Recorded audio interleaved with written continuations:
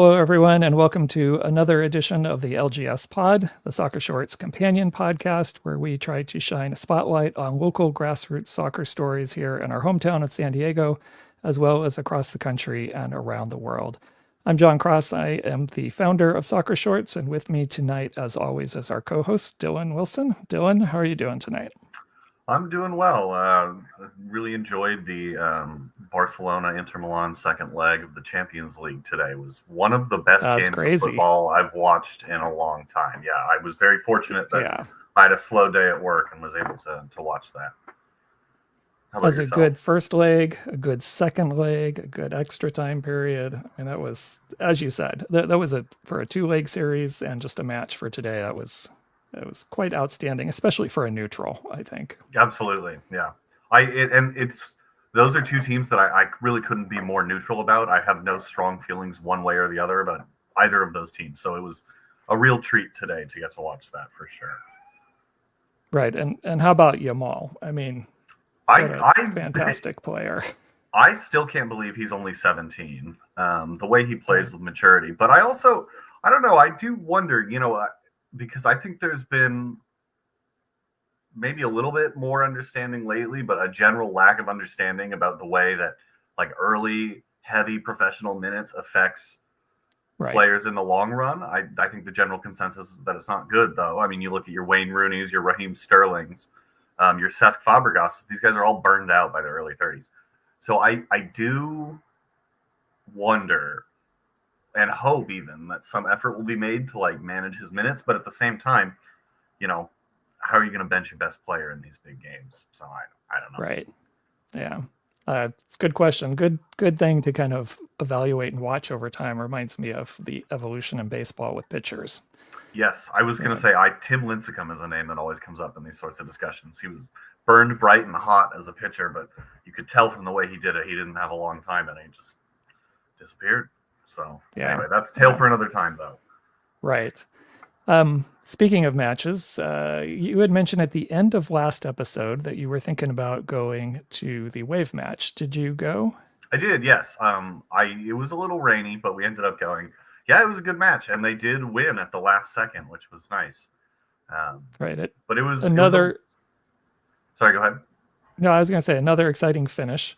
Yeah. It was all around a good game though. Like it was an entertaining game, which is not always the case, even when you get like these late winners. But I would say it was 90 minutes of pretty entertaining football. So Yeah, and I wanted to bring up because I didn't look at the photograph closely enough to see if you were there and a part of it at all. But I saw that the Sirens got together with the supporters from Bay FC and did a big banner, which I don't have the graphic to show right now, but it was regarding trans athletes in sports.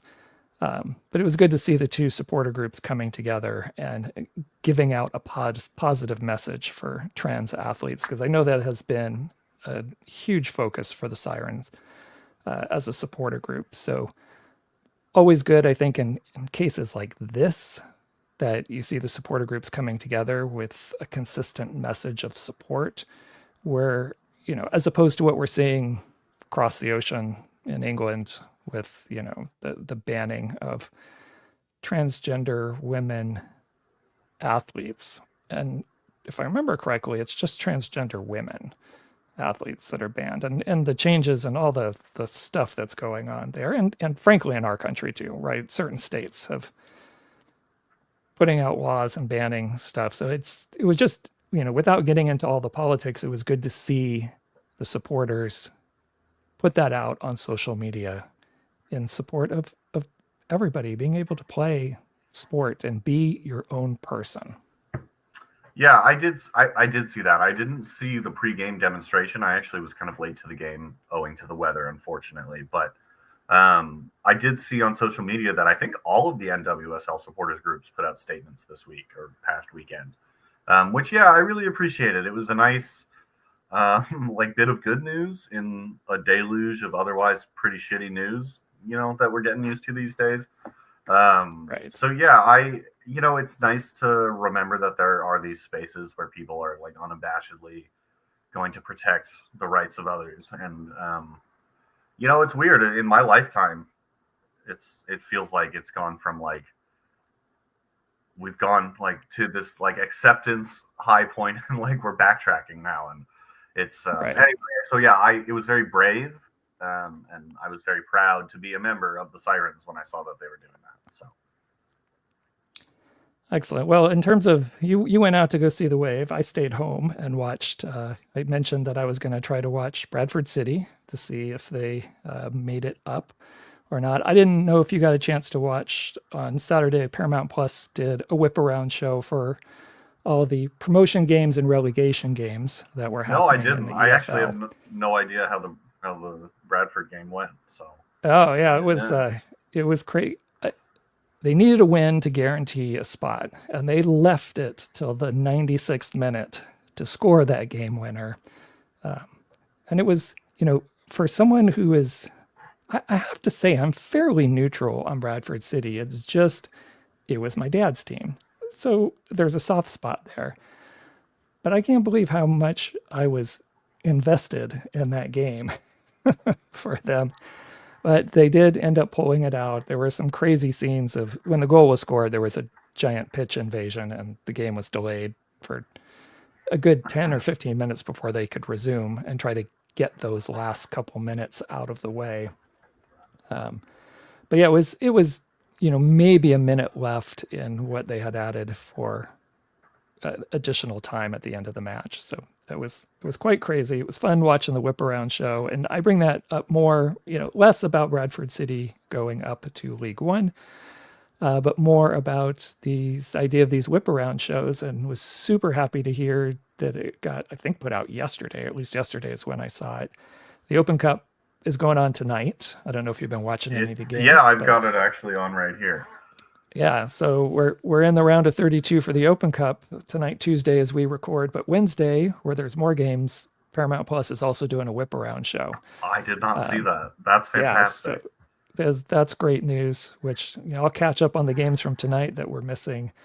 But that'll be fun to do a whip around show in the round of 32. I hope they continue to do that in the other rounds, since Paramount Plus and CBS have this, have the rights the rest of the way here. So that'll be fun for the next couple of rounds at least.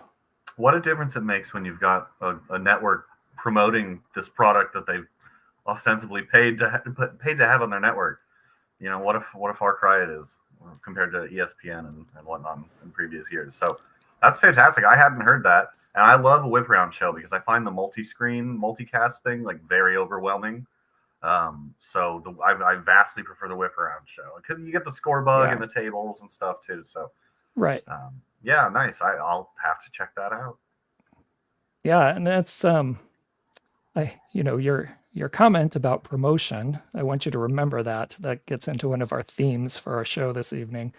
But just keep that in mind. The last comment I'll make is I got a chance to read it, and since our particular podcast tonight is about history of soccer and history specifically in San Diego and the San Diego region, we're going to dive into our first episode. But we're in the Open Cup, and I noticed U.S. Soccer and the cup.us, both those websites were putting out stories in the last, today and yesterday about the U.S. Open Cup and some historical things. And one of them is from a match that's still going on as I look at my iPad right here, DC United and Charleston Battery, which I was not aware of. The coffee pot cup, I think is what they call it. But look that up. It's at the cup.us website, and it's the coffee pot, I think, coffee pot cup trophy. There's an interesting story and history behind that for these two teams. And it was one of the first times in our modern soccer culture of supporter groups coming together to build a trophy around a derby type thing, even though DC United and Charleston Battery have never been in the same league together. But they have played quite a few times due to other regional tournaments. That's fun. So if you get a chance, go check that out. Very cool. Will do. Okay, so tonight we are doing what we're calling part one of our deeper dive into San Diego soccer history. And this is something that in my mind, way back when I started Soccer Shorts, the video documentary series, it was always in the back of my mind that I wanted to tell the story of the history of soccer in San Diego, and wasn't sure how to tackle it. And because it's a huge topic, and how do you break it up? And you know, was it better as a standalone podcast? Was it better as a video piece? Wasn't sure, and it was a little bit daunting, and I never quite really tried to tackle it in any kind of way. And I've always appreciated the work that others have done in this area, especially in terms of U.S. soccer history. I mean, some of the writers from The Athletic and Protagonist Soccer, SASH, which is the Society for American Soccer History. I almost blanked out on that. And other people on the internet that just volunteer their time, like Dan Creel. There's been a lot of people who've helped tell the story of the history of soccer in the United States. And I've always loved when people put out whatever it is, whether it was a thread on Twitter, whether it was, a little article that someone put together or a blog. But I always find it interesting to do some of those deep dives into our soccer history for this country, because it didn't start in 96, and it didn't start with some of the World Cups. And even for us, as we were talking about where to do this, we were thinking we would start in 1968 in San Diego with the Toros. And then I started to more seriously do a deep dive and really go back to see what is our history for soccer in San Diego. So that's what I've been spending a lot of my week doing. And certainly, I think our conversation, the two of us talked about this, probably been influenced by, the episode we did a few back about the It Was What It Was podcast, hosted by Rob Draper and Jonathan Wilson, where they did 3 episodes, at least so far, 3 episodes on the history and the origins of soccer in the United States. And I think that kind of lit the fire under me specifically to start doing some research and really look at it from our corner of the US here, and see how soccer evolved or didn't evolve. I really didn't know. I mean, my knowledge only went back to about 1968. And Dylan, I know you're newer to moving to San Diego. I don't have any idea. What is your knowledge or history of soccer in San Diego, or how far back does it go? I'm aware of the Toros, but I would say that the Soccers is kind of really the beginning of my awareness of any kind of like in-depth knowledge about San Diego soccer on a professional level. Yeah, and I after the podcast series for It Was What It Was, and really having those 3 episodes that I heard after they were all done, so I was able to listen to them practically back to back. And it was really nice kind of walking through that history of U.S. soccer, which they took it from about the 1870s to about 1930-ish, if I remember correctly. So we're not going to break it up in ours necessarily the same way. And this is not really going to be a fully polished kind of piece, but this is sharing some of the research that I've been finding, especially as we're looking ahead to make this a Soccer Shorts episode at some point, or break this up into a series of Soccer Shorts episodes. So really what I would also like feedback from you, Dylan, and from our audience, is to, as we get a little further along, how best to present this. Is it better as a standalone podcast? Is it better as a video piece? Is it better, as a blog? So as I'm getting kind of my next thoughts organized here, I'm going to toss it to you, Dylan. If you were to consume something about the history of soccer in San Diego, what would be your preference? I mean, I think if you had an idea of kind of a finite idea of how, like, the story you wanted to tell, like where it would start and where it would end, I would think that like a film video would probably be the way to go. But if it's kind of an open-ended question where you're not sure how many times or episodes you're going to come back to and topics you're going to discuss, which I'm getting the sense is what you're more erring towards, I would say a podcast.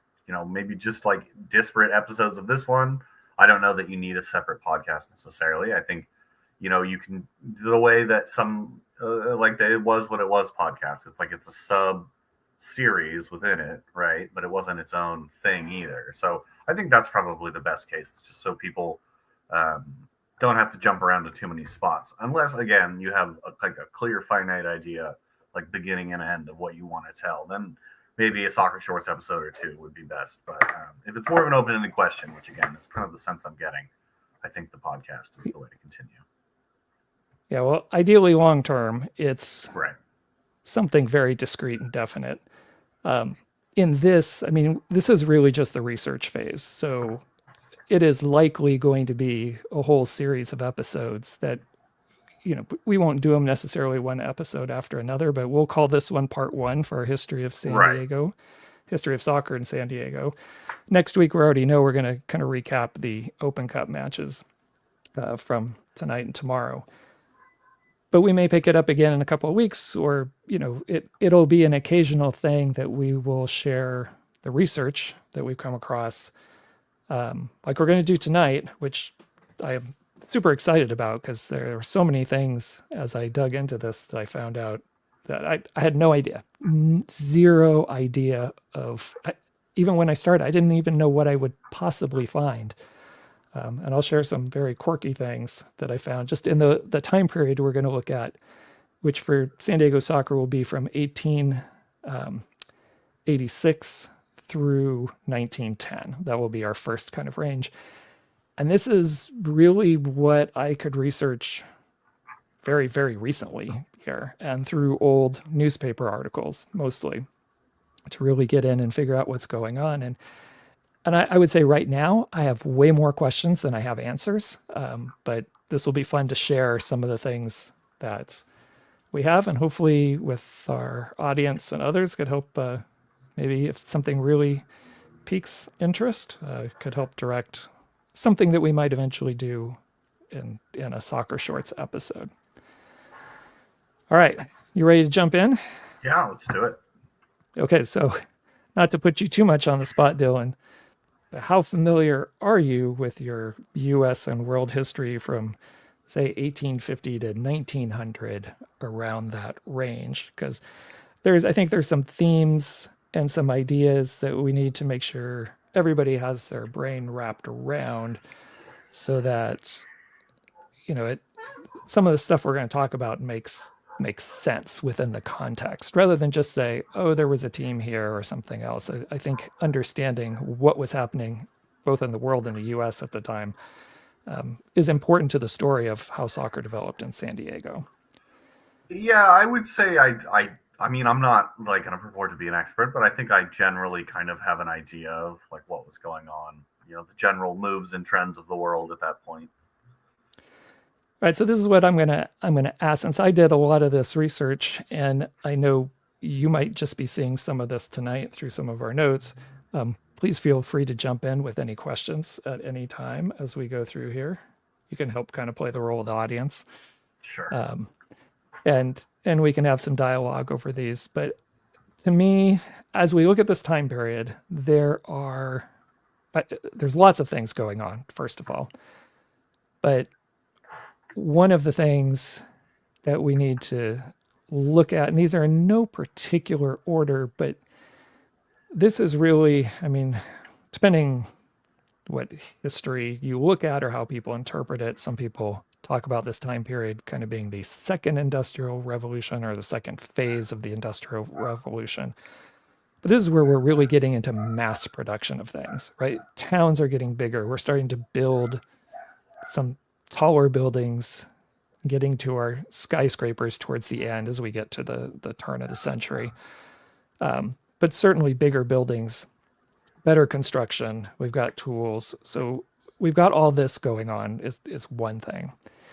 We have better communication. Telegraph had already been invented, so this is giving us a means to share information. In newspapers and newsprint that people have, you can get stories of things that happened yesterday. Right? This wasn't always the case, but now we have news from around the world that we can get. You've got newspapers. I think San Diego during this time had well, I shouldn't say this because I don't know which ones all merged or became others, but as I'm going through my different newspaper records, I've come across five different things, five different newspapers. I still haven't quite sorted out, who owned what exactly and how some of them changed, because some names are very similar and some newspapers changed their name over time. So I'm trying to locate that. But there were quite a few newspapers just in San Diego. And I imagine lots of other cities were the same. And I haven't even looked outside of San Diego to some of our other towns, Encinitas, Del Mar, some of these other places.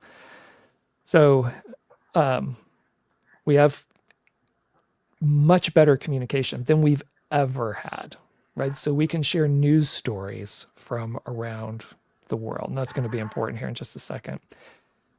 We got huge increases in ship and rail travel, railroads being built all over the place, the ability to ship goods, things around, to travel to places by train or by steamship, and just to do larger ships for cargo and trade. And then in with all of that, we have tremendous worldwide population change. From 1850 to 1900, the worldwide population increased a little more than 30%, but the US population during that time more than tripled. And this is where a lot of these ideals I think we still talk about in the US, like, pull you up by your bootstraps. If you try hard enough, you can do whatever you want. Because in this age of tremendous growth in the US and lots of people coming over and these cities just being built all the time, that there was tons of opportunity because there was tons of growth. There were also tons of problems. And we'll talk about some of those as well. But there were tons of growth opportunities for people. So there were lots of ways to make money and also potentially get very rich, but also lots of ways to lose your money as well, as some people learned the hard way.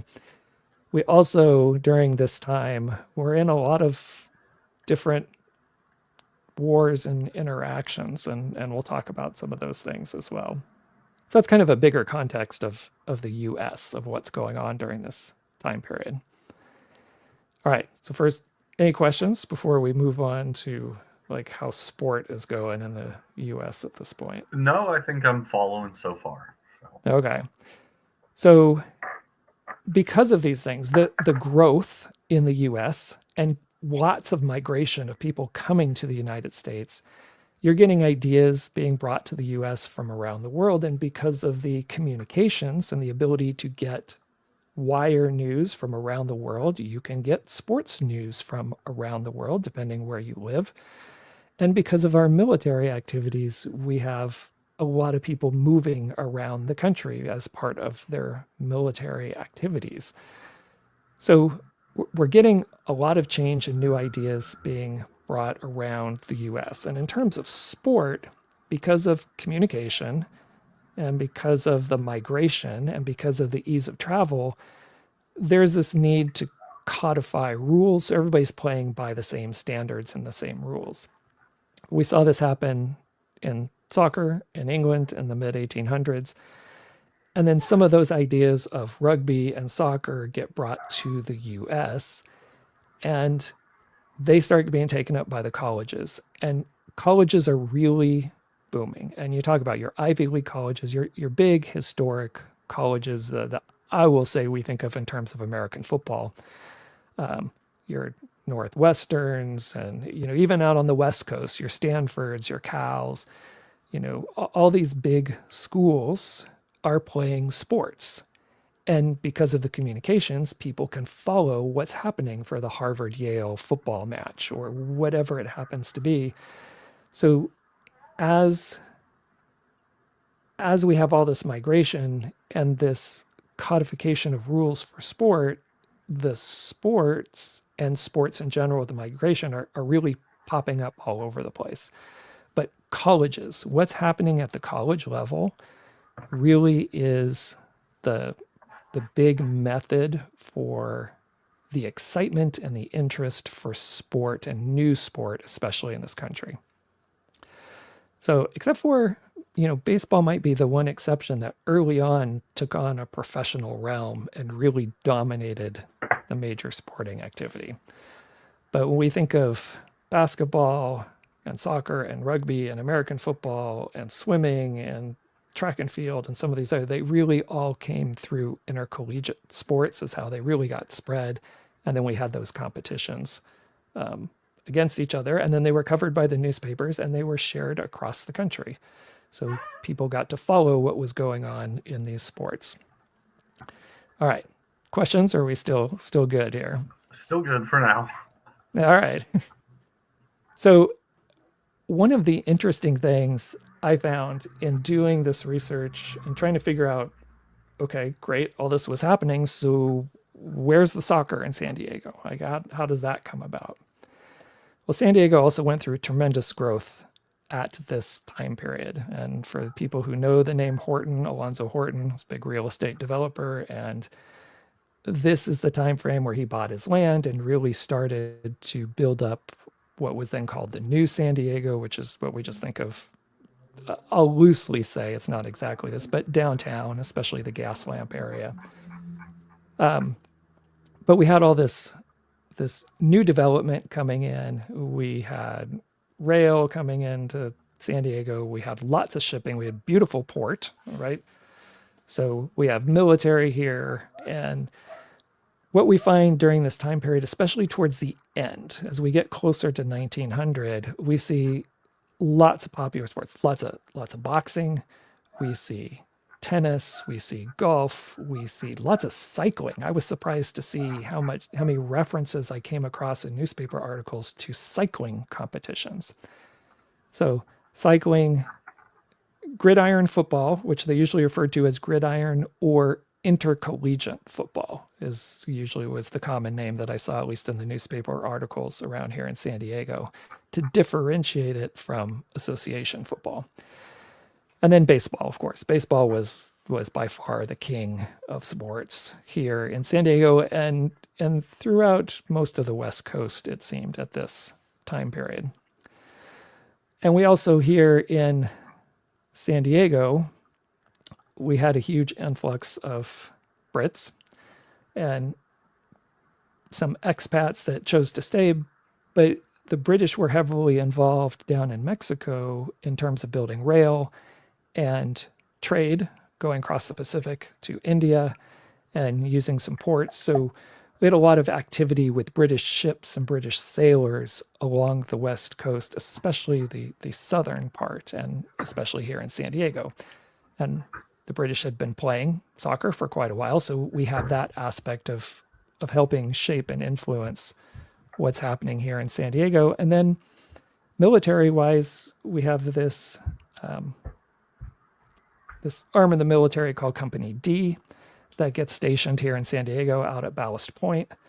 And, they start also, because they're here and wanting to do things, organizing sports. So we see a lot of sport in San Diego getting organized around some of these groups, even though baseball is still the big thing. And then, so that's San Diego and where we are. So let's look at, association football a little bit and where we are, at least at this point in the US, because if anybody's been following the podcast, and when we did our review of the It Was What It Was podcast series about the origin of soccer in the US, that the bulk of soccer leagues, soccer teams, professionalism in soccer, all was happening on the East Coast. At least that was the big focus. The cities were larger, there were more people. You had people who had migrated from places where soccer was a popular sport. So we saw that there. That wasn't the same necessarily on the West Coast. But in this time period, we have our first attempt at the formation of a National Football Association, which was the American Football Association, which was association football, not gridiron football. And that started in 1884 and went to, to look at my notes, I have it written down somewhere. I went somewhere in the 1920s, I think about 1924, somewhere around there. And then in the 1890s, we have, as we talked about on previous podcasts, the baseball teams wanted to use their stadiums in the winter, and they thought soccer would be a good way to use their fields in the wintertime. So they organized, so we had the National League, the American League set up an American League of Professional Football, which only lasted 1 year, and that was from in 1894. And then through what appears to be the National League, we had the National Association Football League, which was a semi-pro league from 1895 through 1898. And that was, again, baseball owners wanting to take advantage of their baseball stadiums and use and have more revenue and take advantage of the sport. So we have soccer kind of starting to pick up a little bit as we get towards the 1900s. All right. So we're ready for football in San Diego. Yeah, sounds good. Okay. So as we talked about, this period was a big boom time for soccer in San Diego. I loosely picked the date of 1886 for the start of our coverage of soccer in San Diego, even though the first match I can find recorded in a newspaper doesn't happen for more than a decade after this. Because I think for you and I, Dylan, and a lot of other people who have been involved with soccer recently, might know. Do you have any idea what happened in 1886 in San Diego that current local soccer fans might be interested in? Well, that's when Bum arrived, correct? That is when Bum arrives. Yes, Bum the dog arrives in San Diego in 1886. Really has absolutely nothing to do with soccer other than the locals using that as a mascot. But I think for us and what happens in San Diego, it also just is a nice dovetail into the start of things. So that was 1886. In 1897, so just a few years before 1900, I guess it was city council at the time. I'm not sure exactly who decided to do it or how it was funded, but a new park opened up in San Diego, which was between 25th and 26th Street, but so far down south that it would effectively be just north of the current Naval Yards right now. But they built a huge sportsplex, basically, that spanned 2 full city blocks that had sounded like they did cycling, so it sounded kind of like a velodrome, but I don't know for certain. I haven't found any confirmation on that, but they did a lot of cycling races there. They did baseball, they did soccer, they did gridiron football, they did cricket, they did all kinds of sports there, but it was a huge park. It was called Bayview Park, and according to newspaper articles, it was the greatest sports facility on the West Coast, and if not the greatest, one of the greatest, at least for that time period. And it seemed like everything was taking place in this time period at this particular park. And let's see, trying to see where I have some of my notes here. So this Bayview Park opens, and then we have that Company D arrives around this same time period. In 1898, we have the war with Spain, which,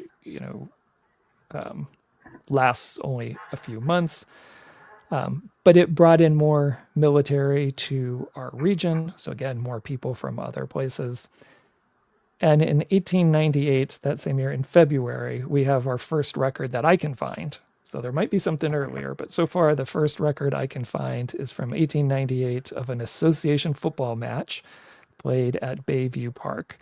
And that was in February, and it was a big talk about, this association football game that you play with your feet, and sometimes, you butt the ball with your head, was kind of the description.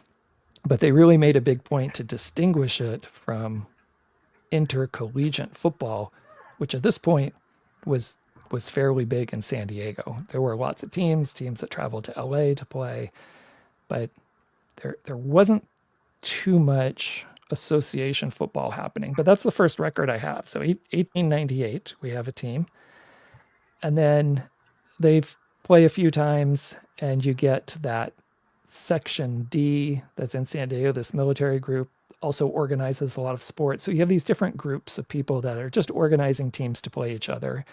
And you get a sporadic handful of association football matches, a lot of them influenced by these British sailing ships that are coming in. They organize a team of sailors, organize a team, and come to play another group of San Diegans who want to form a team. And there's some decent spectators for these at the time, but no, at least not that I've been able to find any formal kind of league anywhere. They're just kind of almost one-off. Find some people who are interested, organize a team, practice a little bit, go and play a match, as opposed to other sports like baseball, which are highly organized, and even American football. All right, so that's kind of getting into the turn of the century here. Any particular questions? Yeah, so I know there's a Bayview Park out in Coronado, but that's not the one you're referring to. Not the same thing. No, This does not exist anymore. Does it exist as a park still? Just called something It does else? not exist anymore. Okay. No. Okay. Yeah, it That'll was explain why I can't find it. Right. Some of these things have been tricky to track down and find out. Like I said, I have way more questions than I have answers at this point. Trying to track some of this stuff down to figure out, like it took me hours to figure out where this Bayview Park was, because they keep making references to it. But I thought maybe it was part of what was then called City Park, but now we know it's Balboa Park, which had early on, it was under the Spanish control with San Diego. So we're part of Spanish colonization at that time for California. That was a big part for developing new cities, was to dedicate a huge plot of land for public park. So that idea of Balboa Park and that city park area had been preserved and reserved for a very long time before it became what we know as Balboa Park. And people kept it that way. Like that was considered the city park. People weren't to touch that.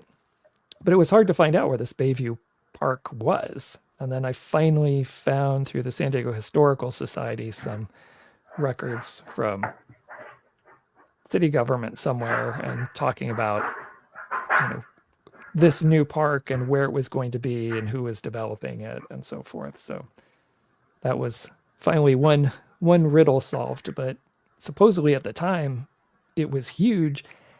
And again, I'm not super clear because I got to do more research on it, but it seems like it doesn't last very long, maybe a decade or more. And then I think that area gets developed.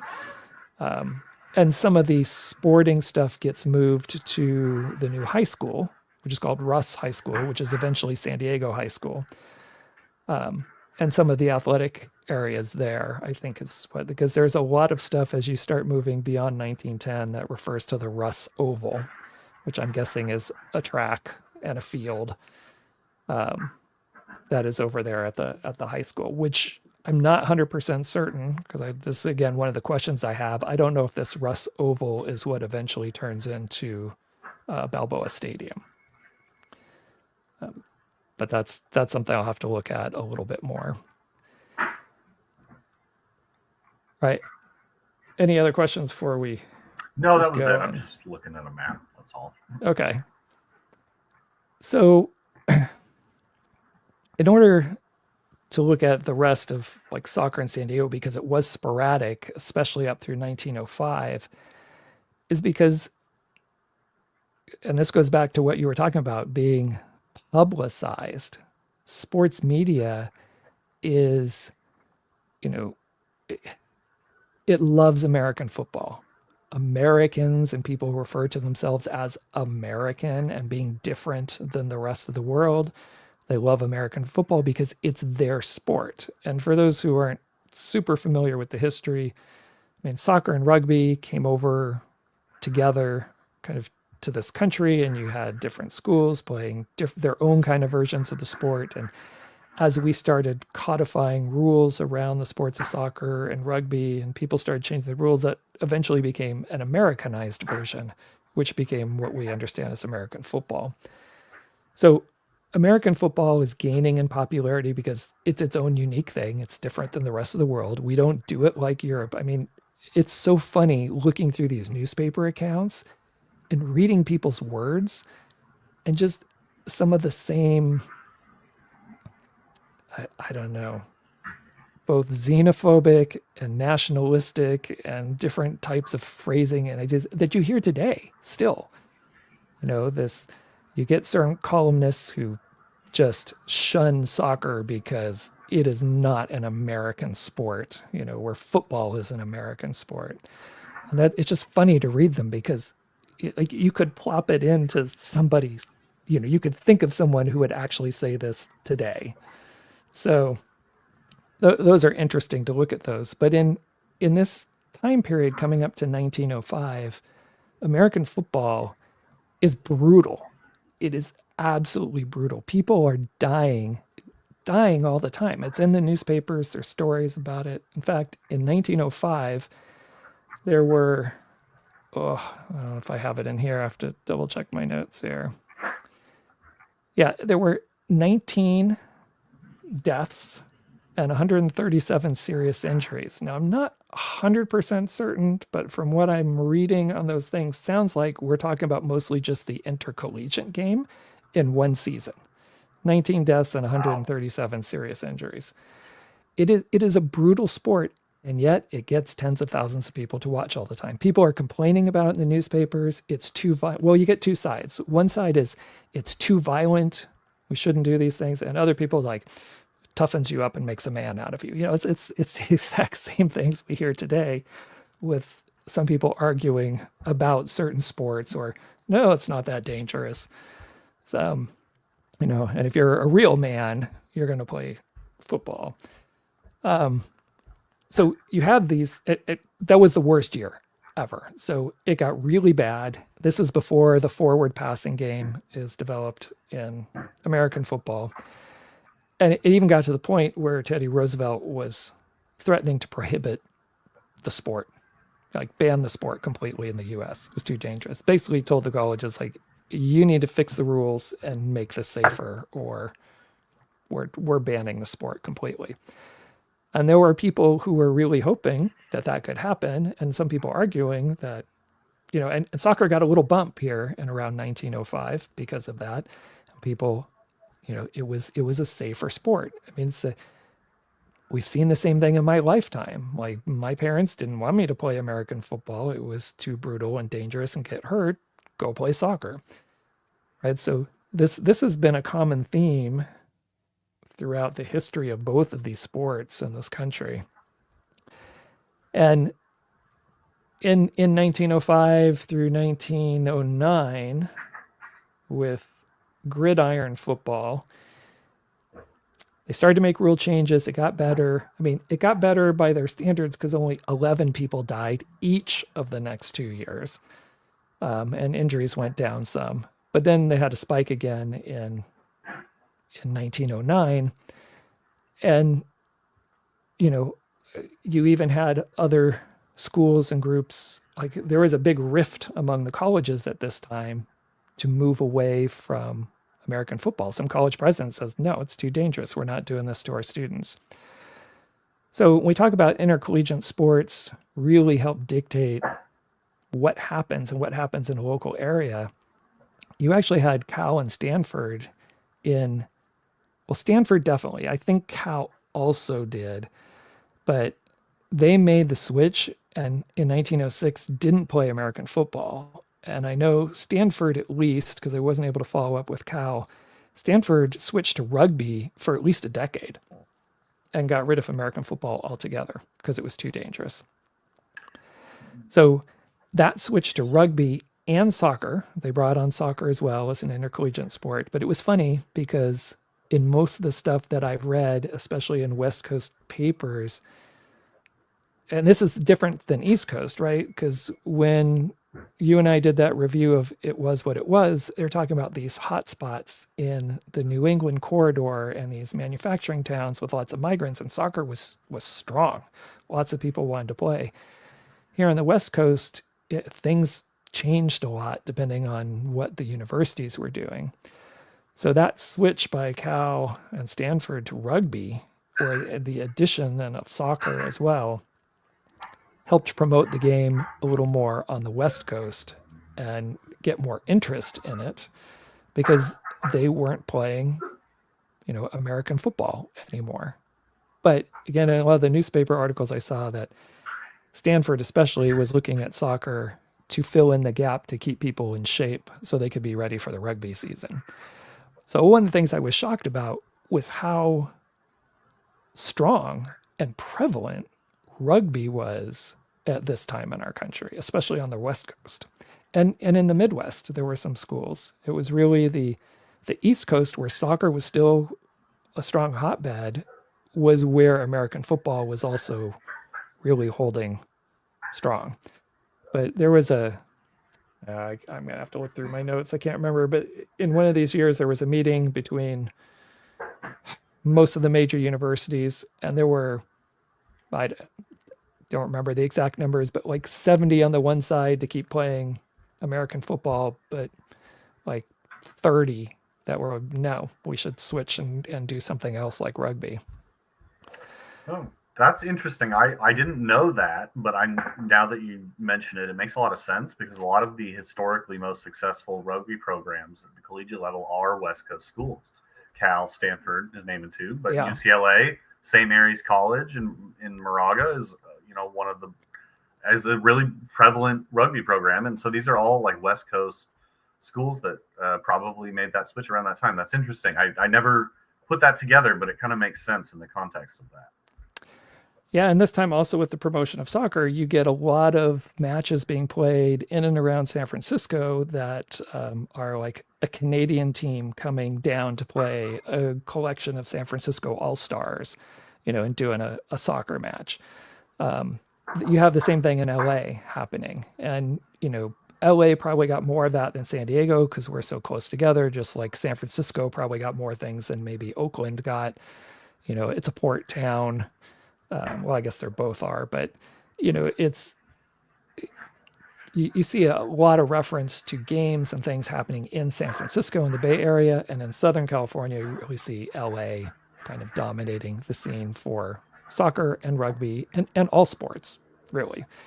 But we're starting to see then that increase a little bit as the violence increases in terms of American football, and before they start making some of these rule changes, all of a sudden soccer starts to see a bump, and we do see it in Southern California, and we do see it a little bit in San Diego. Now, one of the things I noticed, I stumbled across a couple of articles in the Atlanta Constitution from 1907 and arguing for like soccer is the sport of the future, right? Like how many times have we heard that also? It's going to take over the US. It's going to be the number one sport. And they were referencing some hotbeds like St. Louis, which according to this article had 9 separate soccer leagues running in 1907, and Chicago, which had 30 plus, professional teams, as they put it in the article, playing.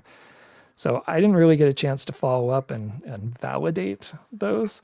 But those are just, it was interesting. This dynamic, this 1905 to 1910 is really where people are kind of arguing back and forth over, should we keep playing gridiron football? Is it too dangerous? And should we pick up some of these sports like soccer? And soccer starts to get this bump. And then, and to also show things haven't changed a terrible lot, I stumbled across an article from 1908 that had a player struck a referee, and apparently it was his second time he had done that in a year, and he was facing a lengthy ban from the sport, kind of stuff. And it's just like, and talking about fans being unruly, and there's some things don't really change over time. The more things change, the more they stay the same, right? Yeah. A couple other things just to highlight is, Canada says they're going to start a professional league around 1909, and we started getting some international matches coming to the West Coast because soccer is picking up, like Scotland versus England and LA in 1909. Get some Canadian teams traveling down, and in San Diego, we're starting to see a lot more of these English ships coming in and sailors forming teams, and then and playing each other. So eventually, by 1910. This is probably the thing that surprised me the most, but this is where soccer and more soccer teams start to take off right around this time. So that's going to be the focus of our next episode. But in 1910, I found this article about the United British Club. And the United British Club was looking, so we have this club in San Diego called the United British Club, and they were looking to form an association football team. They had a story in the newspaper recruiting people so they could start up a team. They were trying to get the San Diego Cricket Club to start up a team. And the whole reason they were doing this is because they wanted something to do in the off season of their cricket league. So there was a cricket league ongoing in San Diego before there was a soccer league. Who knew? Again, some of the things you stumble across and find, but cricket seemed to be a regular occurrence of a game in San Diego at this time. You had rugby being played, you had American football being played, and you had association football being played. And as we'll see as we get to our next episode, which I'm not sure where we're going to end, but picking up from 1910, just as a tease, we start to see more and more teams pop up in the San Diego area. There were 3 big teams in 1911, and I'll just leave this as a teaser, which I was shocked to hear. There were 2 teams in San Diego, the San Diego team that was formed out of the San Diego Cricket Club, it seems like, and then this other team from the United British Club. And guess which part of the county the other team came from? North County? I don't know. Santee. Santee. Oh, go figure. Go figure, right? And apparently they were really good. They were the strong team, at least at that time. So this is where some more teams start popping up, and we'll start to look at some formation of some leagues and some names that we've heard of, with clubs and stuff before that were actually used way back here in the 19 teens. But then, World War I comes around, and that has a big drastic change on how things move forward as well. So I know that whole big thing, there wasn't a ton of San Diego soccer in there, but I think laying the groundwork of that it was being played in San Diego in,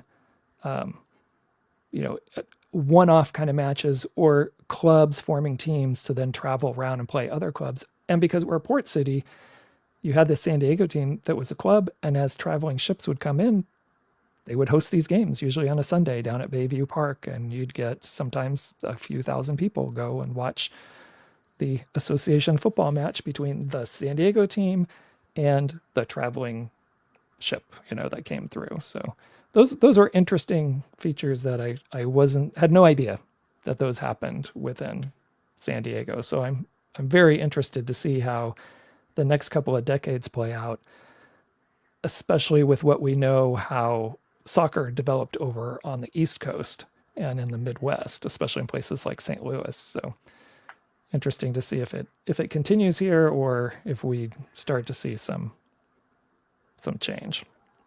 Yeah, I didn't know any of that, to be honest. So this is all new information for me. Yeah, it's just fascinating, the stuff you stumble across and the articles and the wording and how much hasn't really changed in 100 years of people's attitudes of, no, it's an American sport, we won't play a non-American sport, or, get given the opportunity to promote and present, then people are interested, right? And I think that's with any sport. The more it's promoted and presented to you, the more interest people tend to have because you start to learn more about it. So we'll see how those themes continue over the coming episodes that we have. Looking forward to it. All right. Well, as we get set to head out here, do you have any soccer plans for this week besides watching the whip around show for the Open Cup Yeah, tomorrow? looking forward to that. Got Spurs' second leg up in the Arctic Circle on Thursday, Right. so That's right. a little nervous for that. But and then I don't know. I'll probably try and watch some USL this weekend if I don't have anything going on Saturday. So yeah, just usual stuff, I guess. How about yourself? Probably watch the whip around show definitely, and then I'm probably going to be diving into some more research to see what the next couple of decades look like for San Diego soccer and get something ready to present, at least for our next time to talk about our research, so we can start looking at how we might want to have all this coalesce into some kind of soccer shorts episode here sometime in the future. Sounds good. Looking forward to it. All right. Well, I know you have a hard out here soon, so we're going to go ahead and wrap up the show. I want to thank everybody for listening, and you, Dylan, for listening. I guess you did more listening in this episode than participating. But thank everyone. And if you have any comments or things you want us to dive in deeper about San Diego history or questions about it, please use the link, especially if you're listening to this on the podcast. There's the send us a text link there in the show notes. So send us a message there. If you're watching us on YouTube, then just send us a comment there on the page. And other than that, Dylan, we'll give you one last chance if you have any comments, and then we'll wrap up. Support the Open Cup. Watch the Whip Around show. Paramount Plus is worth it. I was skeptical at first, but it's worth it. So, yeah. All right. Sounds good. We'll see you again next week on Tuesday, and we will do our recap of the round of 32 for the Open Cup. Dylan, Thanks for being here, and we'll see you next week. See you then.